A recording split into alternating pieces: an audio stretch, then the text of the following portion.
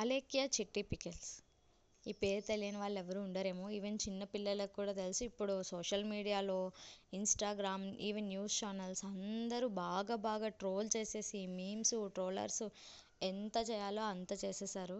పాపం వాళ్ళు చేసింది తప్పే, కాదు అనట్లే. కానీ ప్రతిదానికి ఒక లిమిట్ అంటూ ఉంటది గదా! నిన్నొక వీడియో చూసాను. ఆమె హాస్పిటలైజ్డ్ అయ్యింది. సారీ చెప్పింది. వాళ్ళ పెద్దక్క వీడియో చేసింది. చిన్న చెల్లి వీడియో చేసి పెట్టింది. ఇంకా వదిలేయండి. వదిలేద్దాం. ఎందుకు ఆమెని ఇంకా ఇంకా ఇంకా ట్రోల్ చేస్తూ ఉంటారు. ఇక్కడికైనా స్టాప్ చేయండి. ఫర్గివ్ ఇచ్చేయండి. ఎందుకు ఊరికే పాపం చూస్తూనే ఉన్నాము.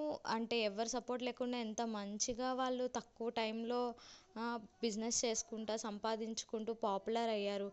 మిస్టేక్ అయ్యింది. అయిన దానికి సారీ చెప్పారు. ఆమె తప్పు ఉంది, ఒప్పుకున్నది. వదిలేయండి కదా!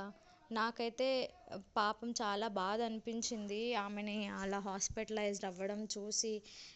అందుకని చెప్పి నేను ఇప్పుడు ఆలేఖ్య చిట్టి పికిల్స్ గురించి మాట్లాడుతున్నాను. లేదంటే మాట్లాడేదాన్ని కాదు.